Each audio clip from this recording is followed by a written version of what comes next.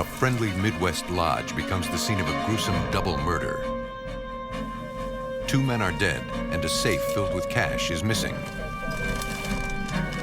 But the investigation runs cold until several crucial tips and equally solid lab work pry the case wide open. In Michigan, an elderly man is found brutally bludgeoned, dead in his own home. Detectives have more questions than answers as they follow a forensic trail of lies and deception, leading to an unlikely killer.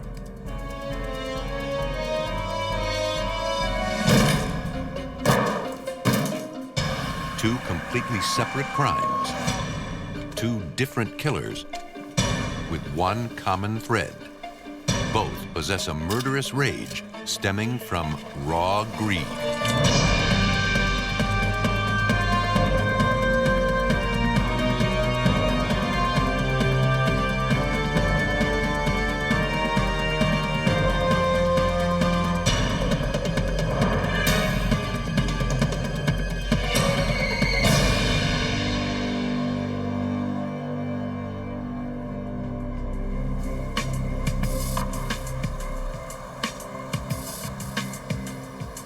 In this episode, some of the names have been changed. Dayton, Ohio, the heart of the Midwest, where old-fashioned values are appreciated and crime still shocks the core of the community. St. Patrick's Day is usually a time of celebration, but in March of 1994, the party's aftermath took a deadly turn.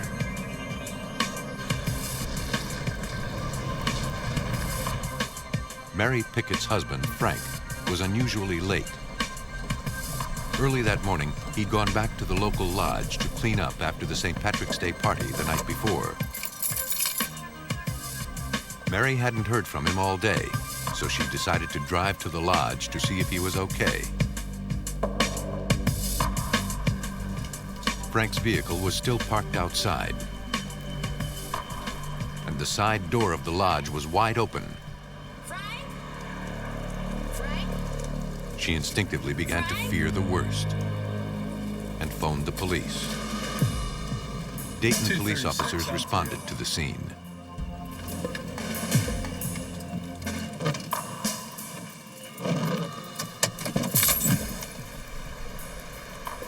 My husband didn't come home last night, so I called over here and there was no answer. Yeah, stay by the front door. Nervously, Mary waited while the officer entered the lodge.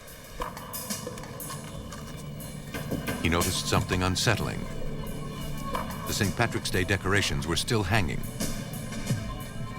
and it was eerily quiet.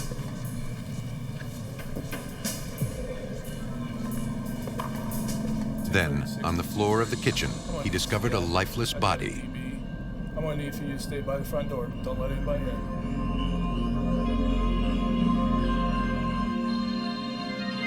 Concerned the assailant may still be in the building, officers cautiously searched the area.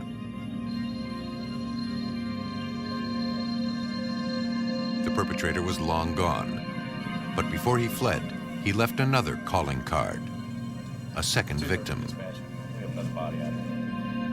On the men's room floor, another man was dead. With not much to go on, police launched a full-scale murder investigation.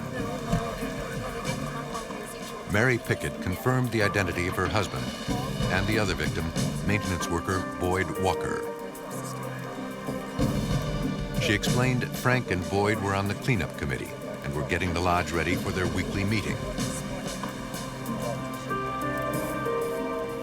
Dayton Police Detective Doyle Burke examined the bloody scene and began to piece together the events that led up to the murders. The first thing that caught my eye was the doors were very formidably locked. However, they didn't appear to have been tampered, so I felt there was definitely no forced entry. Detective Burke looked around for other clues and saw the cigarette machine had been pried open and nearly all the money was gone. He then found a bloody hammer on the floor of the back office. It looks like some blood and hair on that hammer there. Do anything we want to take? Crime scene technicians photographed the possible murder weapon. It was carefully collected and sent into the lab for analysis. Detective Burke's next move was to reconstruct the crime step by step. The victim was in the restroom area, and he appeared to have been laid out there and then beaten to death rather than just caught by surprise.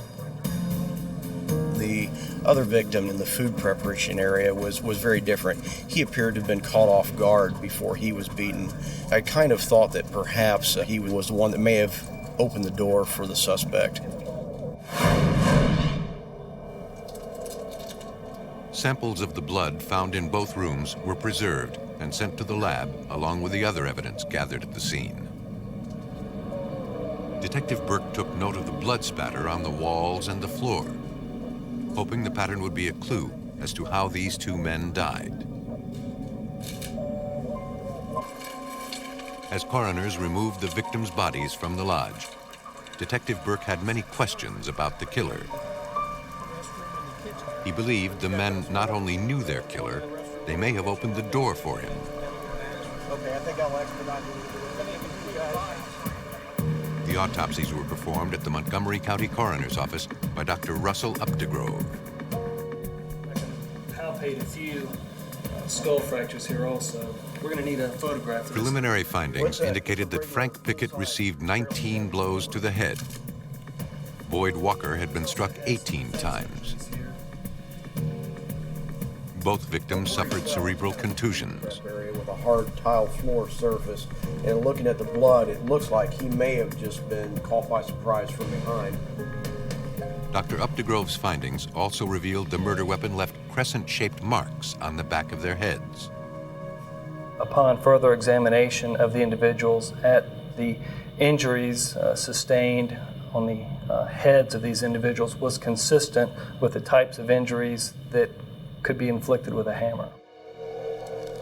Forensic scientist Denise Rankin processed the hammer at the Miami Valley Regional Crime Lab.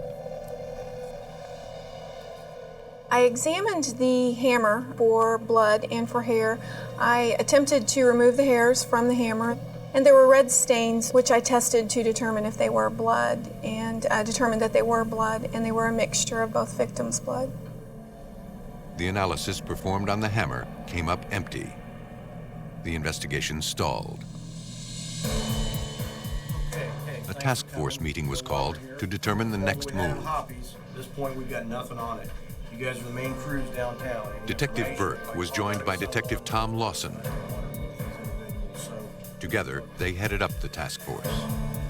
We got nothing. You guys got One officer learned a vagrant named Timothy Clifford had been trying to scam money from a local church on the day of the murder. Timothy Clifford. It was the first solid lead. In following up on Timothy Clifford, who was an initial suspect in these offenses, the first thing we obviously did was took steps to locate him. Detectives found Timothy Clifford at a local homeless shelter not far from the lodge. Clifford admitted he was begging at the church that day, but claimed he was in the shelter all morning. I went to church to get some money. He said the shelter had a book that kept track of the residents' whereabouts. It was a lockdown facility, and during the time frame that these homicides occurred, his whereabouts were verified at that shelter. The lead was a dead end. Detective Burke hoped the lodge manager could provide the investigation with a much-needed jump start. The manager told the detective the safe was missing. It contained all the proceeds from the party. He also said a two-wheeled dolly was missing from the back office. The manager explained to Detective Burke that Frank Pickett had an unusual habit of sealing the deposit bags with duct tape before depositing them at the bank. And since the detectives believed the men knew their killer, the lodge manager provided them with a list of employees and members, both past and present.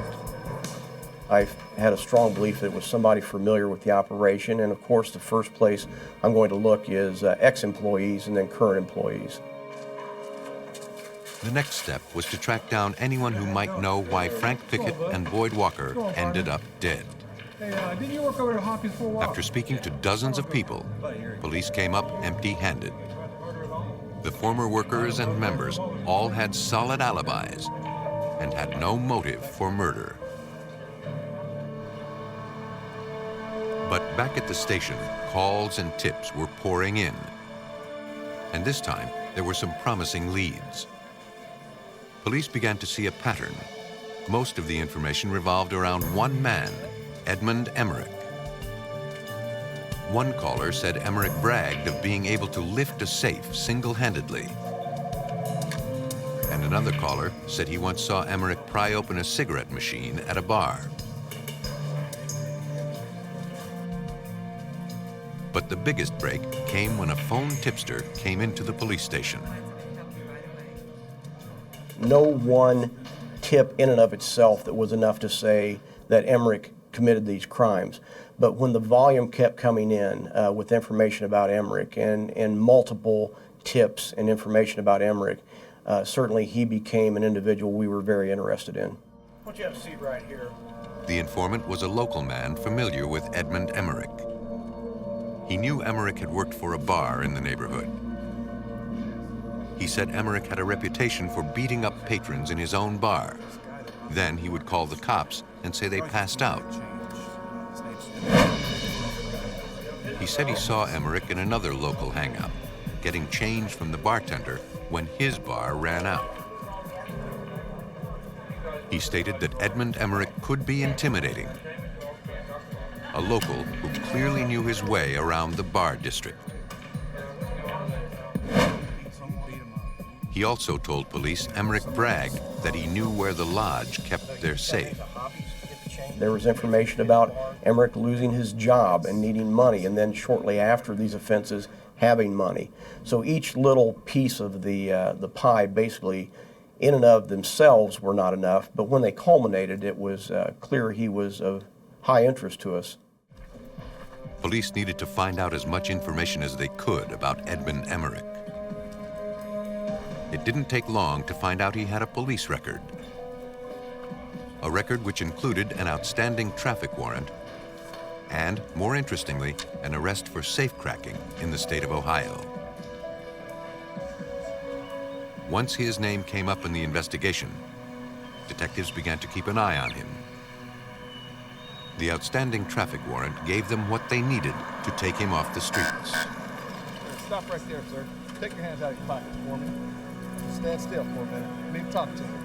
The warrant gave detectives the perfect opportunity to interrogate Emerick for a far more insidious crime, the double murder. In the course of the investigation, we pursued several leads, but again, everything kept coming back to Emerick. And for the first time in this particularly violent and frustrating case, it looked as if detectives Burke and Lawson finally had a solid lead and a potential murder suspect. Dayton, Ohio detectives were making headway in the gruesome double murder that took place at a local lodge the morning after St. Patrick's Day. They had a few clues, a stolen safe, a missing dolly, and a bloody hammer. But nothing added up. After hitting several dead ends, one name repeatedly turned up on the crime tip line: Edmund Emerick. Emerick worked at several bars in the vicinity of the lodge and had a reputation for being hot-headed and dangerous. He had an outstanding arrest warrant, and police picked him up. Detective Doyle Burke believed they were on the right track. There was information that was received about Emerick being very brutal and very physical. After his arrest, Edmund Emerick jumped to the top of the detective suspect list when they noticed bloodstains on his clothing. I cut myself shaving. Looks like blood to me. He claimed he had cut himself shaving, but the detectives remained skeptical. Trying to pin that on. Something didn't add up. His alibi was a little too good. What I'm going to do is, for someone to tell me minute by minute, hour by hour exactly what they had done is suspicious. Detectives Burke and Lawson asked Emerick to surrender his clothes as evidence. The blood that was found on Emerick when he was first arrested was on his shirt and on his shoes and also on his jacket. He spent the night in jail while his clothes were sent to the lab for blood analysis. The detectives hoped the blood on Emerick's clothes would match the victim's blood.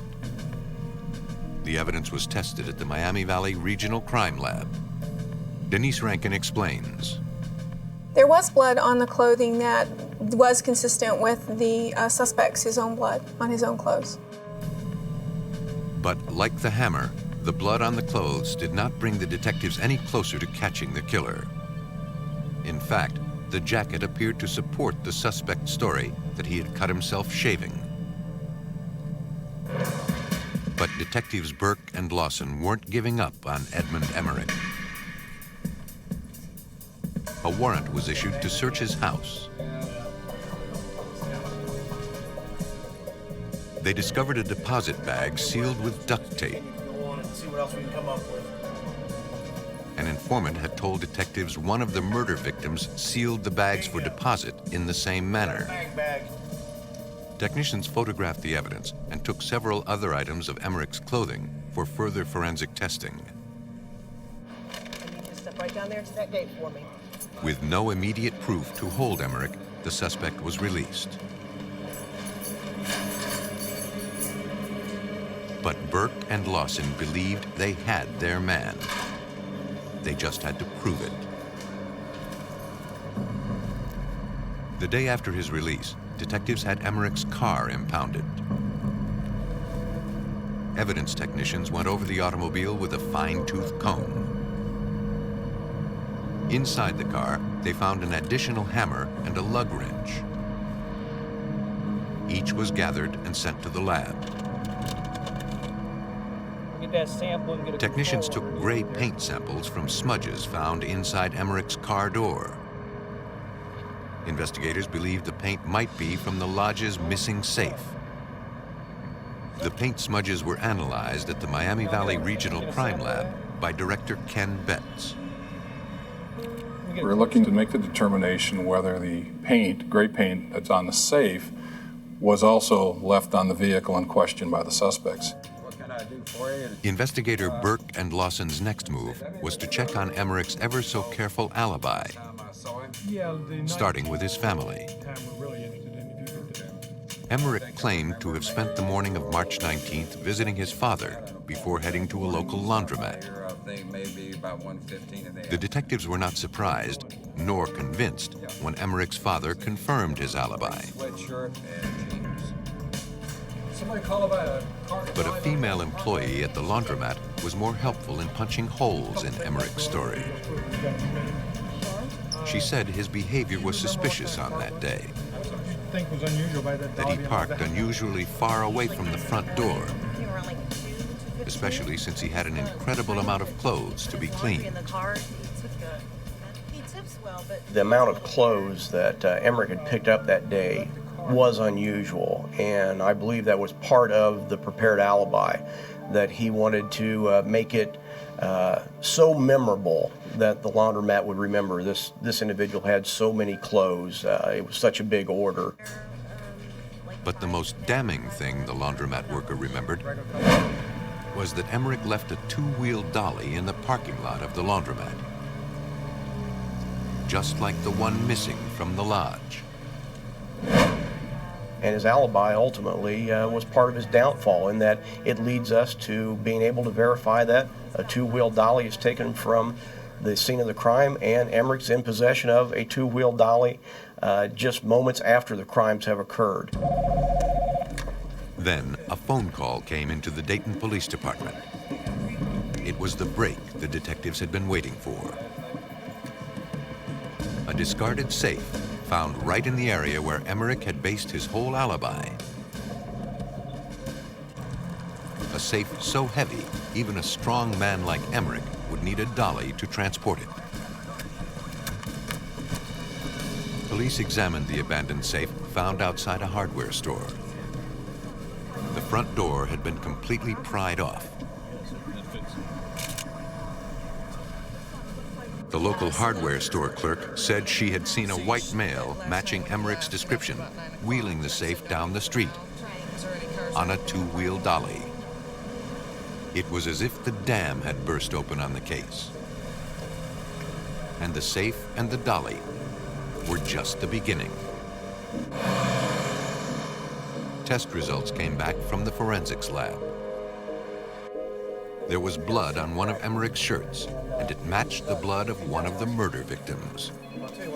The blood on the shirt was from the scene, and we were able to tie him to that scene with that blood. Evidence was mounting, and detectives were closing in on Edmund Emerick.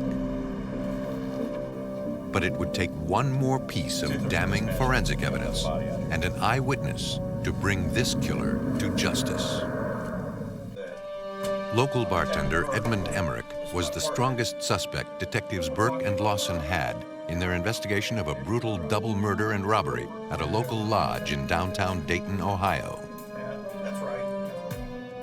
Emerick had a reputation for violence and a criminal conviction for safecracking.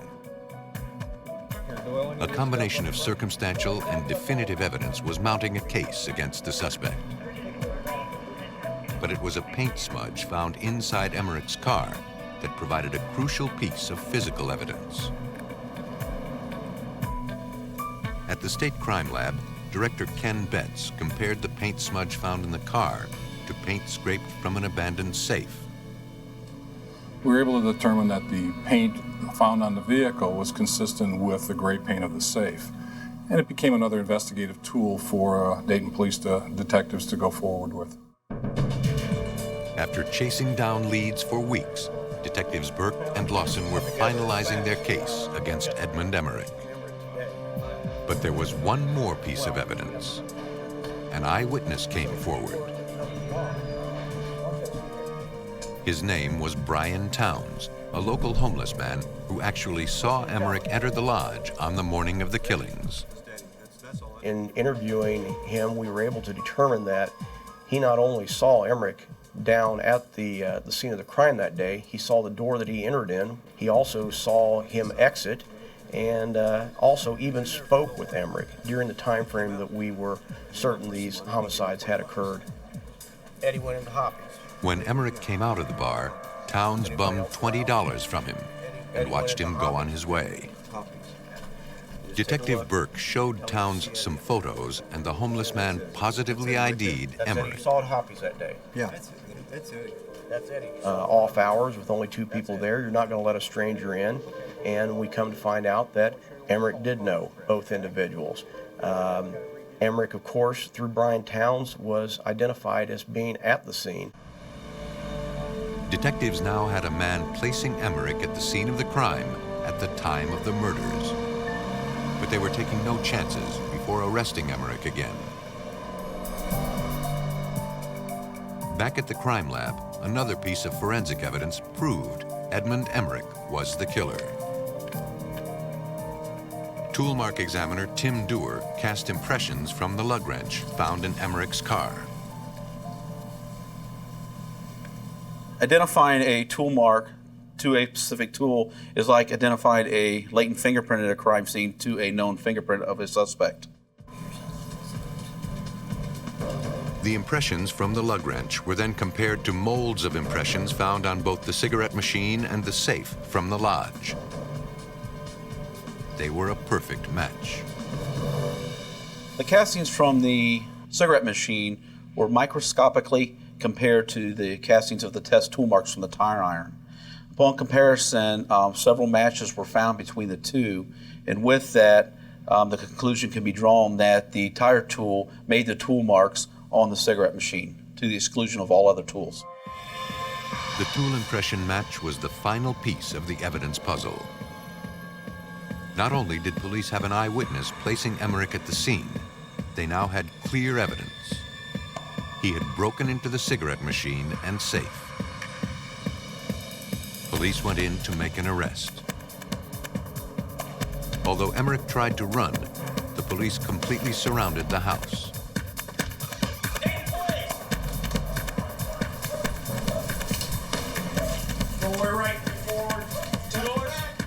There was nowhere for Emerick to hide. After weeks of tracking down the killer, detectives got their man. And they were now about to get the full story of what happened at the lodge that tragic morning. As suspected, Boyd Walker knew his killer and naively opened the door to his own murderer. He had no way of knowing that Emerick had come into the bar intent on murder and robbery. When Walker turned his back, Emerick grabbed a hammer and brutally killed him.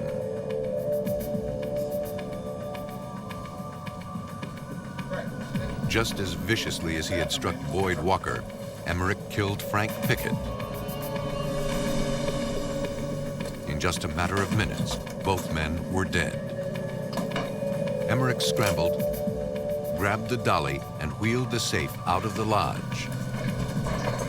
He later abandoned the dolly in the laundromat parking lot.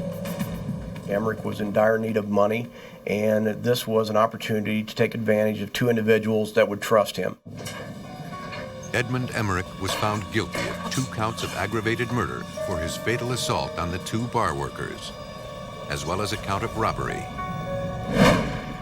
He was sentenced to 2 life terms in prison.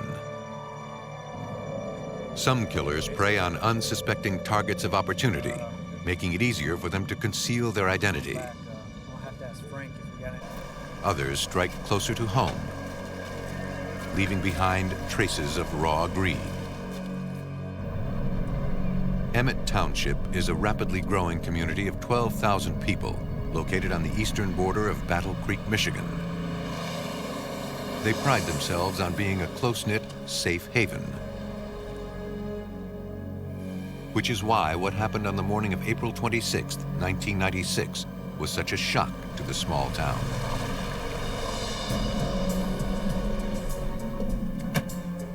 That morning, Sharon Zachary went to check on Bob Rogers. She had been taking care of the 81-year-old man and rented a house down the street from him. Sharon was worried. She hadn't heard from Bob all morning. When Sharon saw his car at the side of his house, she became particularly concerned. He never parked there, and he hadn't been answering his phone. Her concerns were instantly confirmed when she saw the sliding side door to the house had been completely smashed in. She ran for help. Sharon Zachary was panicked. Her friend Bob had been the victim of several robberies in recent months. It looked as if this was another one. Attention all Emmett officers, be advised 7419 Jefferson Drive, our check welfare possible assault. Officers were familiar with Bob Rogers. It was not the first time they had been summoned to his residence. They knew the elderly man had a reputation for being a pack rat and for keeping large amounts of cash around the house. They entered the home carefully and cautiously so they would not disturb any potential evidence. But this time, the crime was worse. There, lying face up in his family room, was Bob Rogers. And he was dead. Hello? Is Bob okay? No, he's not, man. We have signal 15 here. We're going to need nav tech, also notify command, please. Emmett police now had what appeared to be a homicide on their hands. Lieutenant Thomas Headley arrived, prepared to begin the investigation. His first move was to speak with Sharon Zachary, the woman who had discovered the body. The house here, Mr. Rogers' house. The other also arrived. After asking her to go to the station to make a statement, he examined the bloody crime scene. From the start, Lieutenant Headley knew this crime did not happen like the others. This crime scene is a little bit odd to me. It's not consistent with what we know of the behavior of Mr. Rogers. Also, the fact that the sliding glass door was broken in the rear of the house was not consistent with the other crime scenes. People did not have to go through that effort to gain insurance. Among the strewn clothing and blood spatter, the crime tech team took measurements, photos, and samples, all potential evidence. Forensic technicians paid particularly close attention to the victim's twisted belt buckle. Pick it up, we'll get one more. Glass shards were photographed and collected for possible hand or footprints. I got more money up here. Not surprising to Lieutenant Headley was the large amounts of cash found stashed in various places around the room. He was an elderly male, probably lived during the Depression, carried the money on him probably as a feeling of security. Headley knew one thing. He was certain money was the motive. Now he had to find out who was responsible. At the Emmett Police Station, Lieutenant Anthony Geigel questioned Sharon Zachary. She told Lieutenant Geigel about her relationship with Bob Rogers. You know, because every once in a while he'd... She said she befriended the old man and rented one of his many properties. Zachary explained she was concerned about Mr. Rogers' safety, and she even insisted that he move in with her. She said she was tired of standing idly by while the old man repeatedly was the victim of violent robberies. Went to the door. Zachary told the lieutenant she saw no one the morning she found Bob Rogers' body. She went to his home when she hadn't heard from him.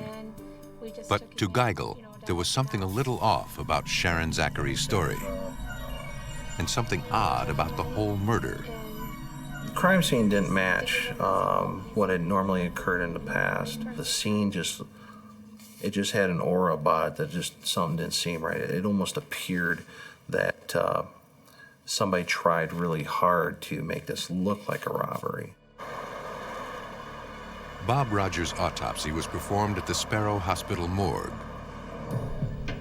Dr. Joyce DeYoung fingerprinted the victim post-mortem. She needed to determine which prints found on the scene belonged to the victim and which belonged to the possible killer or killers. DeYoung noted severe blunt trauma to Rogers' head and body. Mr. Rogers had between 25 and 30 blows to the head. Most of the injuries to the head were of the back and on the left side of the head, which certainly would suggest that the blows were being inflicted from somebody from behind. Judging from the position of Rogers' body and its decomposition, Dr. DeYoung concluded that Rogers' body was most likely moved after his fatal beating. She called Lieutenant Geigel to report her conclusions. There is a pool of blood near the body that appeared to be where the body was in a face-down position, and then the body is rolled, and the hands and the forearms are up in the air after rigor mortis had set. With fingerprints from the victim, forensic scientists began piecing together Bob Rogers' murder. Using a technique specifically designed for lifting fingerprints from porous surfaces, they analyzed the victim's belt. Numerous prints were lifted from the belt. Most of them belonged to Rogers, but one did not. In fact, if it was someone other than the victim's print on their pants, then obviously it was somebody that touched that area. It would not likely have remained on the surface of the belt while the victim was wearing it in a conventional manner. Scientists also found some compelling evidence on one of the shards from the broken sliding glass door. It was a muddy tennis shoe imprint. Simply by walking over glass, the design elements of the shoe are reproduced on that glass with incredible detail.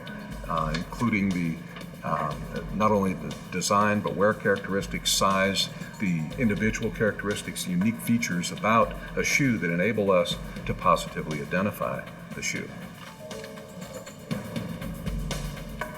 The evidence was compelling, but it seemed to be leading nowhere. Lieutenant Geigel had no suspects, and every day that passed was another day the killer was free.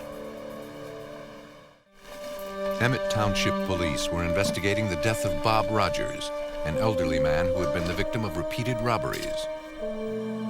They had evidence, fingerprints, and a muddy shoe print. Lieutenant Headley readied the next plan of attack.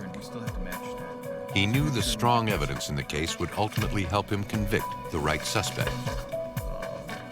Emmett Police organized a task force to brainstorm leads in the brutal murder. And they made a shocking discovery. Apparently, Mr. They learned Sharon Zachary had power of attorney over Bob Rogers' finances. Yes, I did. I contacted the county. Since she was the one who found his body and had unlimited access to his house, they needed to eliminate her as a suspect. Still valid. They obtained a search warrant and began to look into her affairs. We started talking to family members, and as a result, we started looking at her a little closer as a possible suspect. Their first stop was to return to the crime scene. Thousands of dollars were found in the house, cash stashed in every room. Investigators removed files and records from Rogers' home. In poring over his records, Lieutenants Geigel and Headley learned Sharon Zachary was using Rogers' credit cards. Same thing here as some charge. Detectives began to suspect their hunch about Sharon Zachary had been right. We also pulled bank account statements, discovered that she had been actually withdrawing some funds from some of his bank account. So that kind of led us into motive a little bit, that there might be more to this and that there might be some money that may be at issue. I handle all of his legal and financial matters. As a matter of fact, he was in here. For further insight into Rogers' finances, they decided to question his lawyer. Power of attorney to a Sharon Zachary. Rogers' lawyer explained Zachary was granted power of attorney 4 months before the murder. But just 2 weeks before being found dead, the elderly man had abruptly changed his mind. He discovered $10,000 missing from one of his accounts, and he was furious. The case further developed when we learned that Mr. Rogers had made a will leaving the property that belongs to him to Sharon Zachary upon his death.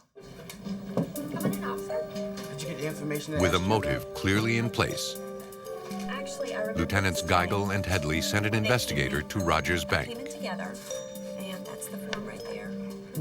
The bank manager said Sharon Zachary came in with Bob Rogers about a year before his death, asking to be put on his account.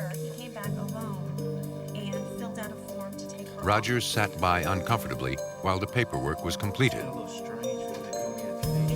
But he returned alone the next day, requesting she be removed from the account. He wanted her removed as the power of attorney. He wanted to handle his own affairs as he didn't trust Sharon Zachary any longer. Mr. Rogers hadn't been able to get to his will yet. He was unfortunately murdered before he was able to do that. Finally, detectives spoke to a security guard at a local discount store. Zachary went to buy some shoes and attempted to use Bob Rogers' credit card. When the card was declined, security was summoned to the counter.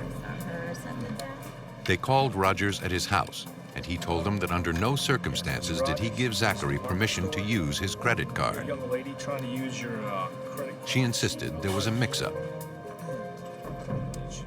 The significance of this card was that it caused Mr. Rogers to become suspicious, because at that time he would have felt that he was being cheated by Sharon Zachary.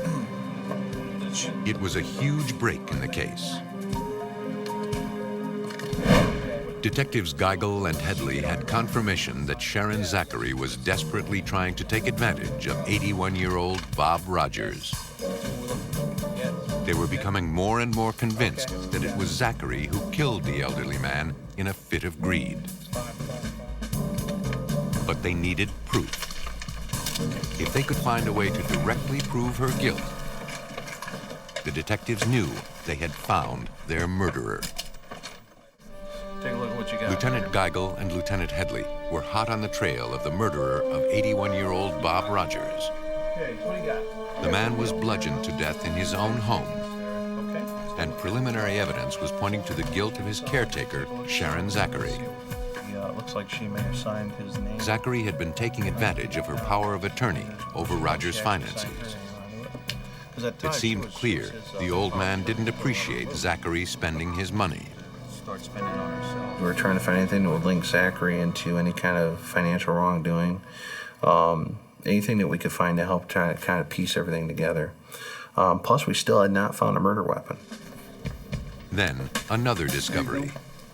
Lieutenant Headley learned Zachary had tried to get the plans to Rogers' land. They studied Bob Rogers' land plot. They wondered why Sharon Zachary, who rented one of Rogers' homes, would request a copy of Rogers' property plan. What they noticed immediately was the amount of water on Rogers' property. They knew one of the ponds would be the perfect place to stash a murder weapon. There were 3 ponds that were adjacent to the house of Mr. Rogers, and we thought that possibly that they were used to hide the murder weapon. It is also interesting that there's a worn-down trail that leads from this area of the 3rd pond behind Mr. Rogers' house to the house where Sharon Zachary lived. Divers were dispatched to check the pond, and the detective's instinct paid off. The divers pulled a 3-foot section of pipe from the water. At the crime lab, forensic scientists examined the pipe. Although a long shot, there could still be blood evidence on the pipe. Forensic scientist Marjorie Harris. You have pores and crevices and cracks that allow the blood actually to soak into the weapon itself, or dents. If you have cracks and crevices in a metal object, you still have pockets where the blood can accumulate and actually dry and adhere to those surfaces. Despite the fact the pipe had been submerged in the pond, it still had remains of human blood. I was very glad that we found it. I don't believe this has ever happened before, that a murder weapon like this could be retrieved, being submerged in water, and still have viable DNA that could be identified.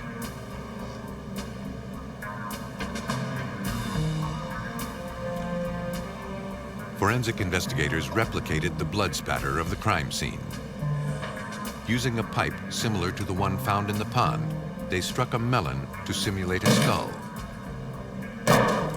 Comparing crime scene photos to the crime reconstruction, forensic investigators concluded the pipe pulled from the pond was the same pipe used to kill Bob Rogers.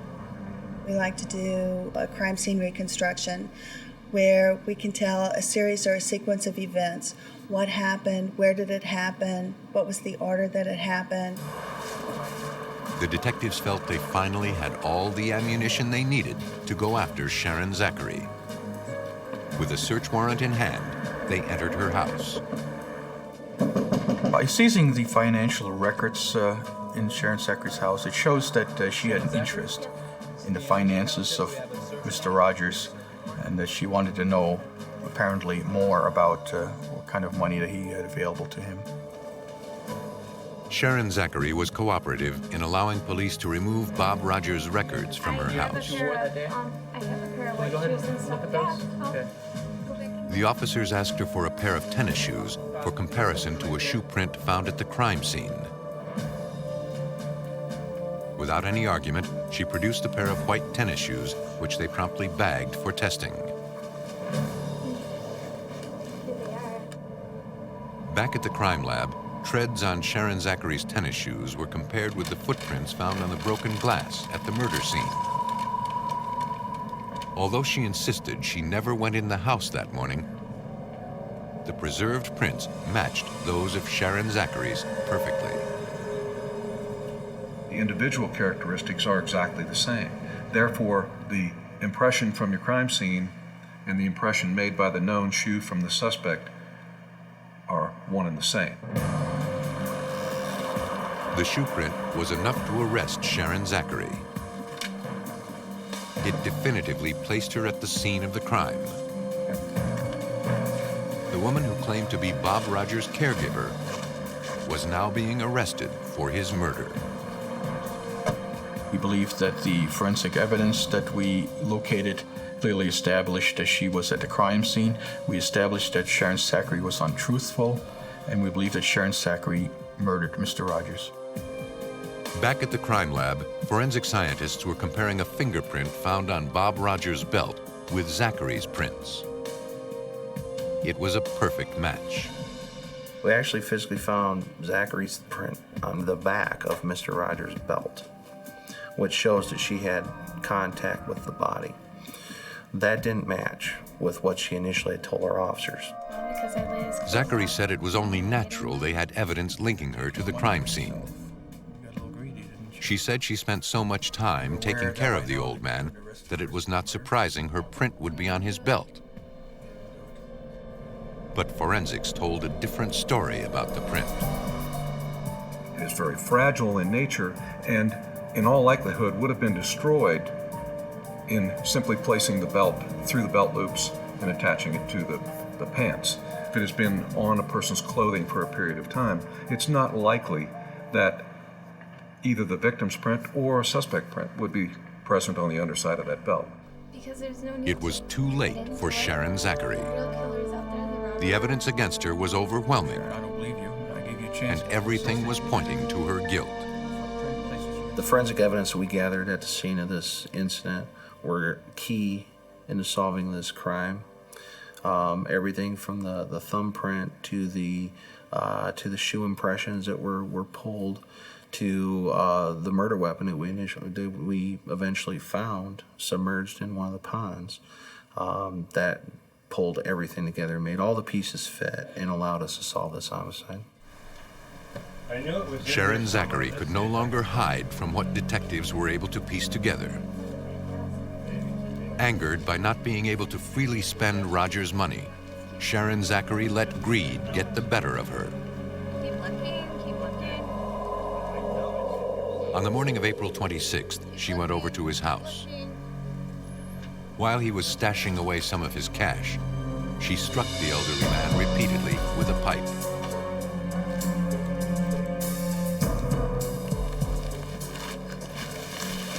I think she finally saw an opportunity to take him out of the picture, collect all of his estate, and walk away scot-free.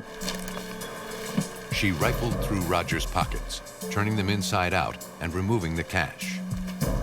My guess is that she knew exactly what she was going to do when she went over there. She knew, based on his history of the robberies and the prior assaults on Mr. Rogers, that she was going to make it look exactly like that. Attempting to make the premeditated killing look like a random robbery, she then went outside and smashed the sliding glass door. Mr. Robert Rogers. Officer, would you take... And after she did it, she tried to make the place look like your typical textbook breaking and entering. But she forgot a couple key facts. And I think that was her ultimate downfall. Lieutenants Headley and Geigel's strong detective work held up in court. Sharon Zachary was found guilty of first-degree murder and armed robbery. She was sentenced to life in prison without parole. Some are victims of circumstance, killed for being at the wrong place at the absolute wrong time. Others are exactly where they belong, but remain unsafe from killers who seek them out with a motive of raw greed.